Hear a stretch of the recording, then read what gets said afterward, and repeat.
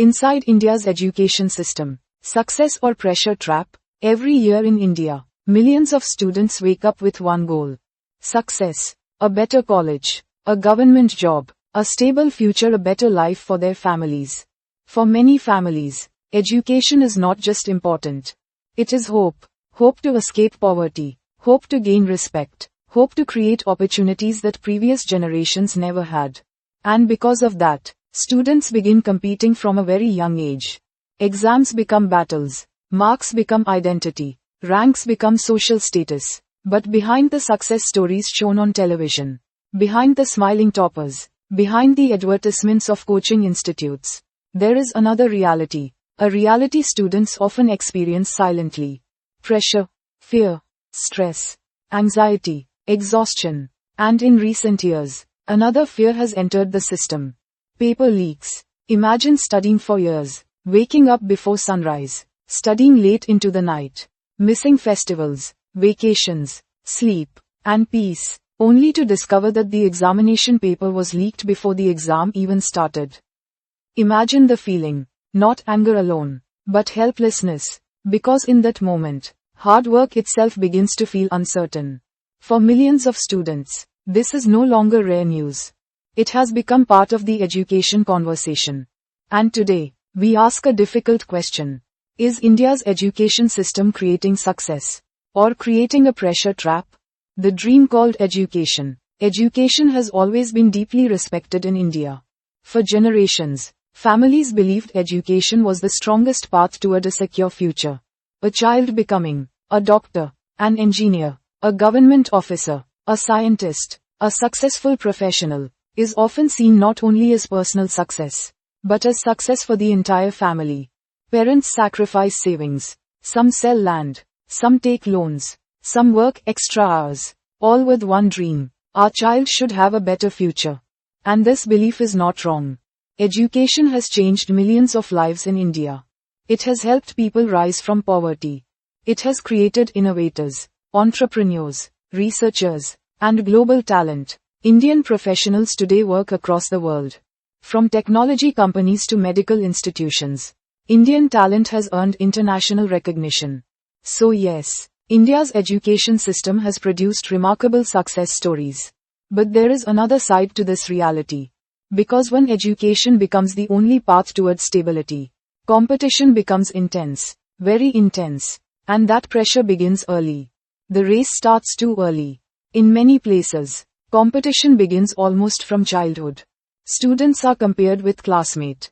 Marks are discussed constantly. Parents worry about performance. Schools focus heavily on scores. Children slowly begin believing one dangerous idea. My value depends on my marks. And this mindset grows stronger every year. By teenage years, many students are already under enormous pressure. Especially those preparing for engineering entrance exams, medical entrance exams, government job examinations, prestigious universities, scholarship programs. The competition numbers are massive. Sometimes millions compete for only a few thousand seats. And when opportunities are limited, pressure becomes extreme. Students spend years preparing for a single exam. Some wake up at 4 a.m. daily. Some study 10 to 14 hours every day. Many leave hobbies completely. Sports disappear. Social life disappears. Relaxation disappears. For some students, life becomes only one thing: preparation. The rise of coaching culture. Across India, coaching centers have become a parallel education system. Entire cities are now famous for competitive exam preparation. Students move away from home at very young ages. Hostels become crowded with teenagers carrying enormous expectations. Daily schedules become military-like. Early morning classes, long lectures, endless homework, mock tests, rankings, repeated evaluations. Every week becomes another measurement of performance. And coaching institutes often market success aggressively. Huge posters of toppers, air rankings, selection counts, success percentages. The message is clear. If you do not succeed, you are falling behind. For some students, coaching helps. It provides structure and discipline. But for many others, it becomes emotionally exhausting. Because students are not just competing against exams. They are competing against lakhs of other students. And in this environment, comparison becomes constant. One student scores slightly lower and immediately feels fear. Another student struggles mentally, but hides it because everyone around them appears confident. Slowly, stress becomes normalized. The silent mental pressure. One of the biggest problems in the education system is that mental pressure often remains invisible. Students rarely speak openly. Many fear judgment. Many fear disappointing parents. Many fear being called weak. So they remain silent. Some students appear perfectly fine outside, while struggling heavily inside. There are students who cannot sleep properly, constantly feel anxious, fear failure every day, lose confidence, experience burnout, stop enjoying learning completely. And the pressure does not come from one place alone. It comes from everywhere. Family expectations, social comparison, financial pressure, uncertainty about jobs, competition, fear of failure. Social media adds another layer. Students constantly see success stories online. Top scorers, perfect routines, motivational videos, productivity culture, and many begin feeling, everyone else is doing better than me. Even when that may not be true. Paper leaks, when trust breaks. Now imagine all this pressure, combined with another shock, paper leaks. Over recent years, multiple competitive examinations across different sectors have faced allegations or confirmed cases of leaked papers and irregularities. Whenever this happens, students experience something deeper than frustration. They experience betrayal, because competitive exams are built on one core idea: fairness. The belief that if you work hard honestly, you have a chance. But when papers leak, that belief weakens. Imagine preparing for 2 or 3 years, sacrificing health, sleep, money, and peace, then hearing that someone accessed the paper illegally before the exam. The emotional impact is massive.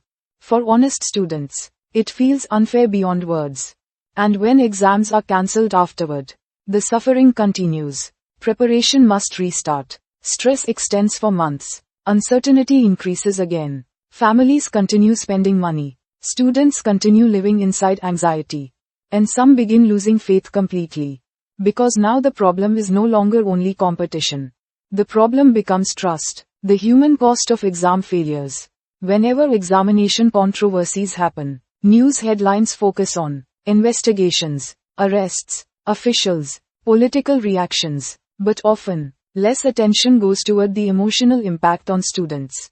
The human side, the psychological side. Some students become emotionally exhausted after repeated delays. Some feel hopeless. Some begin questioning their own worth. And some completely lose motivation toward studies. This pressure becomes even heavier for students from financially weaker backgrounds. Because for many families, education is not simply ambition. It is survival. A government job can change an entire household. One successful student may support parents, siblings, and future generations. So when examinations become uncertain, the pressure becomes life-changing. Not symbolic, real. Marks versus learning. Another criticism often raised about the system is this: has education become too focused on marks rather than understanding? Many students memorize large amounts of information only for examinations. Once exams end, much of that information disappears. Curiosity often gets replaced by pressure. Creativity becomes secondary. Students ask, will this come in the exam? Quote, instead of, why does this happen? Quote, learning becomes transactional. Study for marks, write exams, forget information, repeat. Of course, exams are necessary. Evaluation matters. Discipline matters. But many experts argue that education should also encourage creativity, critical thinking, communication, emotional intelligence, problem solving, skills needed not only for exams, but for life itself. Global comparisons. Different countries approach education differently. Some systems focus heavily on standardized testing. Others focus more on projects, creativity, flexibility, and practical learning. No system is perfect. Every country faces educational challenges. But comparisons raise important questions. Are students being prepared only to score marks? Or are they being prepared to think independently? Are students learning confidence, or only fear of failure? Because education should not merely produce workers. It should produce capable, balanced human beings. The job market fear. Another major reason behind educational pressure is employment uncertainty. Students know one harsh reality. Degrees alone are often not enough anymore.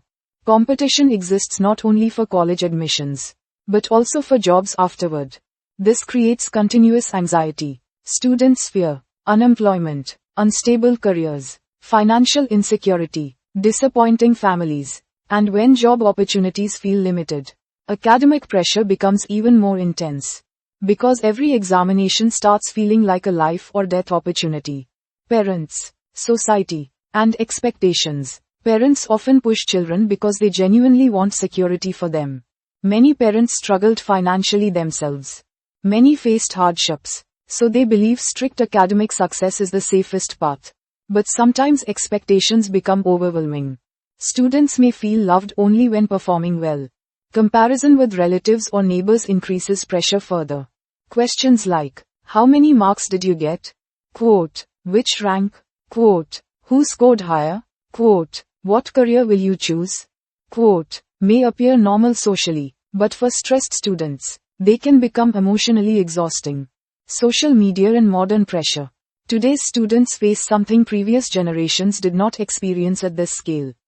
Constant digital comparison. On social media, success appears non-stop. Perfect study routines, rank announcements, achievement posts, motivational speeches. But failures remain hidden. Struggles remain hidden. Mental breakdowns remain hidden. This creates unrealistic expectations. Students begin believing, if I am struggling, something is wrong with me. When in reality, many others are struggling silently too. Is the system completely bad? No. And this is important to understand. India's education system has achieved extraordinary things too. Millions have escaped poverty through education.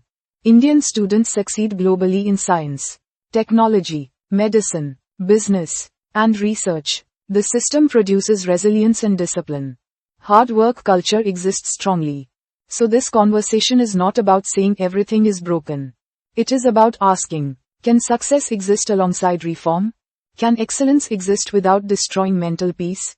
Can competition remain fair, healthy, and humane? Because criticism does not always mean rejection. Sometimes criticism means improvement is necessary. What students really need? Students need more than marks.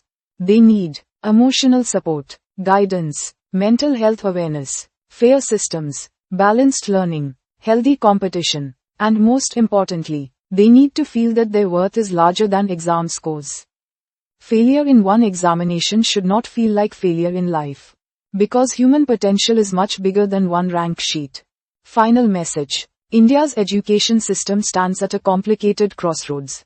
It creates opportunity, but it also creates pressure. It produces talent, but sometimes at enormous emotional cost. And every paper leak, every unfair controversy, every broken examination process, damages something deeper than schedules. It damages trust, because education only works when students believe honesty matters. When students believe effort matters. When students believe fairness exists. Without trust, competition loses meaning. And maybe that is the biggest question of all. Not, how many students succeeded? Quote, but, how many students suffered silently while trying to compete fairly? Quote, because education should not only create successful people. It should create healthy, confident, thoughtful human beings too. If education becomes only pressure, quote, then success itself starts losing meaning. If you want more deep documentaries on realities hidden behind headlines, quote, subscribe and join the conversation.